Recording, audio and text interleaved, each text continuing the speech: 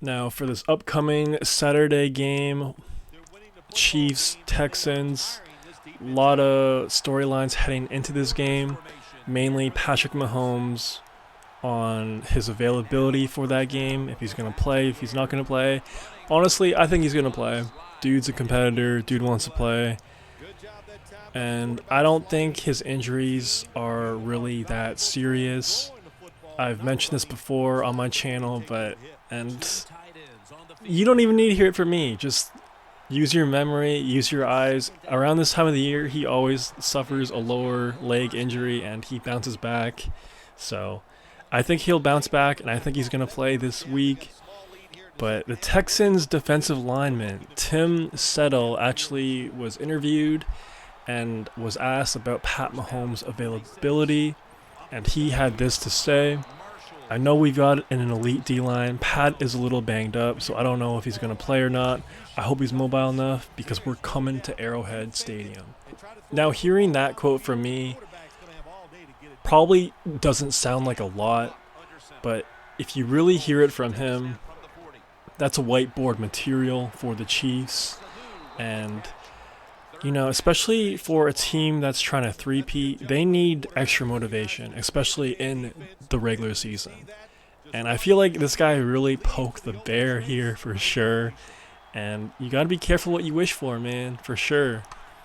Because I already feel like he was leaning towards playing. I feel like after hearing that quote, reading that quote, he's definitely going to play this week, this Saturday against the Texans. And I do agree. I feel like the Texans do have a pretty good defense. I mean, I feel like their defense is definitely carrying them a lot more than their offense is this year. But, I just wouldn't do that.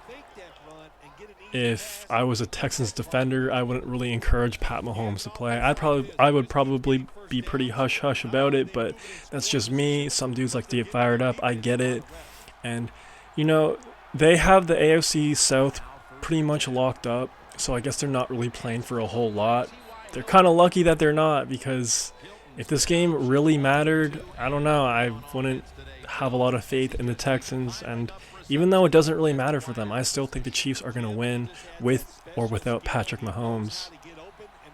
And yeah, man, I'm surprised he said this, especially with a well-coached team like D'Amico Ryans. He seems like a good head coach, seems like a pretty nice guy. It just seems like basic 101 media etiquette. Like, I'm not saying NFL players are PR trained, but there has to be something, at the beginning of an off-season or OTAs or training camp, like, don't say stupid stuff. And I know it's not super, super stupid, but I don't know. At the same time, I think poking arguably one of the greatest QBs in NFL history is not really the smartest thing to do for your team, for your franchise, but that's just me. So, like I said, I really think this was a big mistake. You let me know if you think Pat Mahomes is going to play this week or not. I feel like this comment definitely solidifies his activation for Saturday's game, but we'll have to find out the finer details in the next 48 hours. Now, other Chiefs news. The Kansas City Chiefs actually released Clyde Edwards-Helaire, their first-round pick RB from 4 years ago, I believe. I believe they drafted him in 2020. Never really lived up to the hype. I feel like he had a pretty good rookie season, but beyond that, he had some weird injuries, couldn't really stay on the field, and eventually Isaiah Pacheco, their 7th-round draft pick from 2 years ago, I believe, took over. And it's just crazy how, first-round draft pick can just be easily overtaken by a dude that gets taken at the bottom of the 7th round. I don't know, man. The draft is such an anomaly that it just fascinates me every time, every year. That's why so many people watch the NFL draft every year, because no one truly knows. Not even the GMs, the players, the people involved in the actual organizations. No one knows.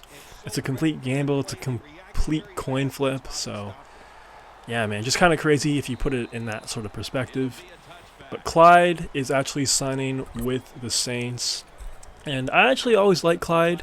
He suffered some weird injuries the last few years. He had a gall bladder injury, and that just sounds insanely painful, and he was out for the majority of the last couple of years. But I've always been a fan of him. I think he could definitely truck some fools. I like his running style. He does have some ability to catch the ball as well. Definitely not the biggest guy in the world, but I think he could do pretty good somewhere else. We'll see if he does.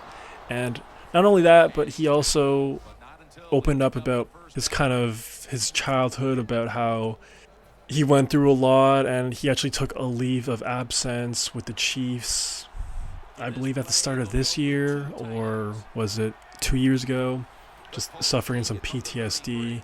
So I'm rooting for the guy, and I hope he does well with the Saints. Could be a good third down RB for them, even though they have Jamal there for Alvin Kamara, but we'll see. And one more kind of important little detail about the Chiefs. They're actually planning to activate Hollywood Brown for this upcoming game against the Texans. Now, I feel like this is definitely a good sign going forward into the playoffs. I would definitely just pepper him up as much as possible. Just get him into game speed, get him ready for the playoffs. I would just throw a lot of screens, a lot of short passes, just give him a ton of targets this game to just try to warm him up for playoff time.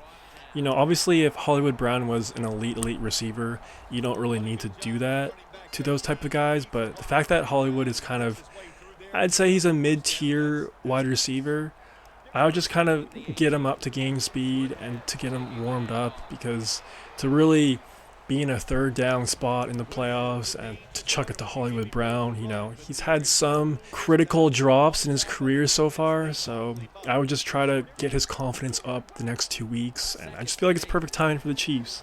I feel like everything is starting to click.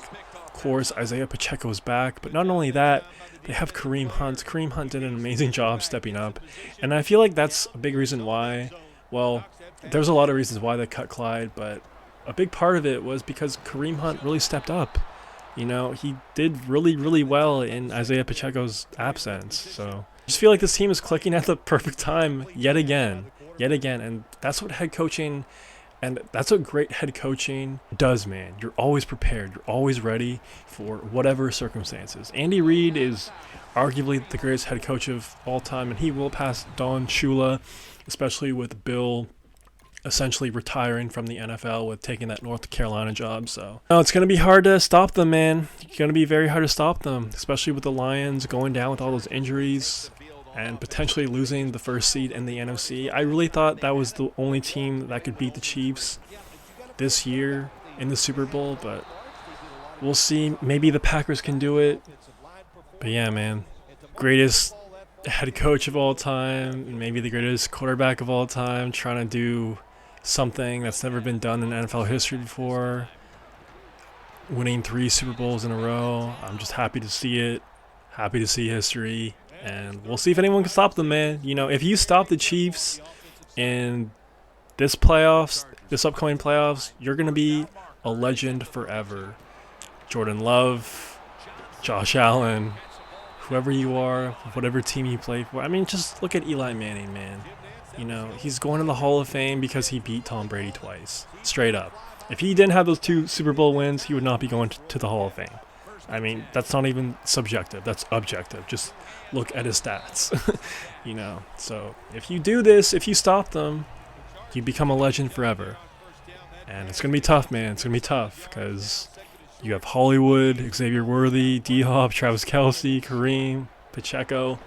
It's a good offense. It's a good defense. All I got to say is good luck to the rest of the NFL. That's all I got to say. If you made this far, please subscribe. It helped out your boy a ton. That's all I got for right now. Peace.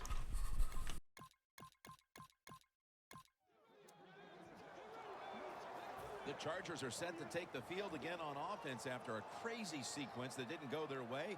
That turnover led to turnover points. And now let's see if they're going to get him here.